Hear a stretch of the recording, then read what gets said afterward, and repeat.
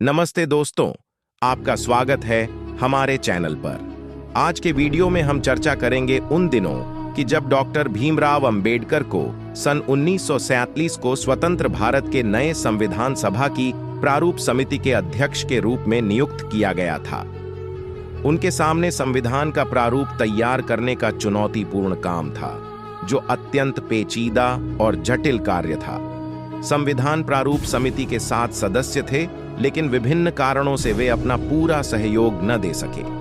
अपनी खराब सेहत के बावजूद बाबा साहब ने अकेले ही रात दिन मेहनत कर भारतीय संविधान का प्रारूप तैयार कर दिखाया, जो समता, स्वतंत्रता, बंधुता और न्याय के सिद्धांतों पर आधारित है। 4 अक्टूबर 1948 को डॉक्टर भीमराव अंबेडकर ने संविधान सभा में संविधान प्रस्तुत किया। 20 नवंबर 1948 को संविधान सभा ने अनुच्छेद 17 से अछूत शब्द हटाने का निश्चय कर लिया। 26 नवंबर 1939 को संविधान बनकर तैयार हुआ और उस पर सरकार की मुहर लग गई। 26 जनवरी 1950 से भारतीय संविधान लागू हो गया। बाबा साहब अंबेडकर ने भारत में संविधान द्वारा एक नए युग का आरंभ किया। अंबेडकर ने समाज के सभी वर्गों के बीच एक वास्तविक पुल के निर्माण पर जोर दिया। उनके अनुसार अगर देश के अलग अलग वर्गों के अंतर को कम नहीं किया गया तो देश की एकता बनाए रखना मुश्किल होगा। उन्होंने धार्मिक, लिंग और जाति समानता पर विशेष जोर दिया। वह शिक्षा, सरकारी नौकरियों और सिविल सेवाओं में अनुसूचित जातियों और अनुसूचित जनजातियों के सदस्यों के लिए आरक्षण शुरू करने के लिए विधानसभा का समर्थन प्राप्त करने में सफल रहे। एक बार विदेशी पत्रकार भारत की सामाजिक एवं राजनीतिक स्थितियों का अध्ययन करने भारत आए थे।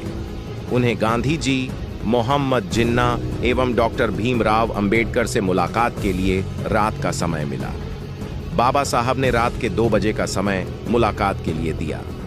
पत्रकार ने बाबा साहब से मिलते ही प्रश्न किया, क्या बात है डॉक्टर अंबेडकर, आप रात के 2 बजे भी मुझे जागते हुए मिले, परंतु मिस्टर गांधी और जिन्ना तो सो गए। बाबा साहब ने उत्तर दिया, वे सो गए क्योंकि उनका समाज जाग चुका है, परंतु मेरा समाज अभी घोर निद्रा में है। यदि मैं भी सो गया तो इसे कौन जगाएगा?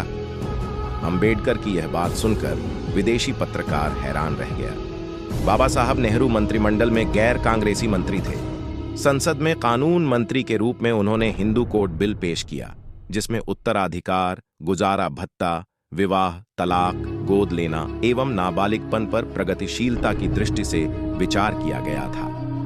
बिल पास होने से महिलाओं को स्वतंत्रता और समानता का अधिकार मिलता। हालांकि प्रधानमंत्री नेहरू, कैबिनेट और कई अन्य कांग्रेसी नेताओं ने इसका समर्थन किया, परंतु रूढ़िवादी हिंदुओं ने बिल का प्रचंड विरोध किया।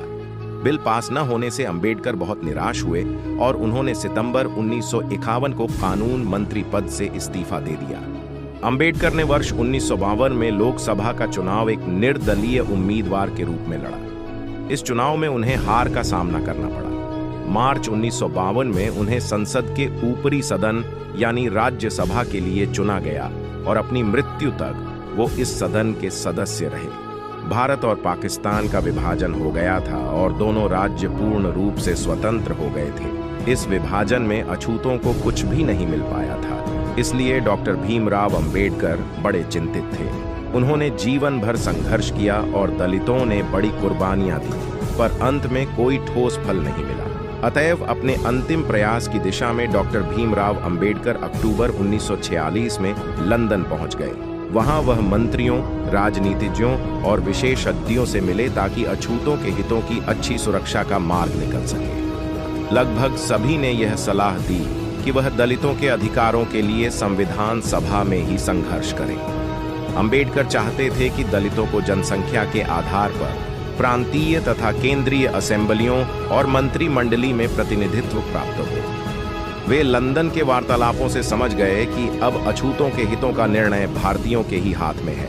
वे भारत लौट आए और दलितों की स्थिति पर गंभीर चिंतन करने लगे।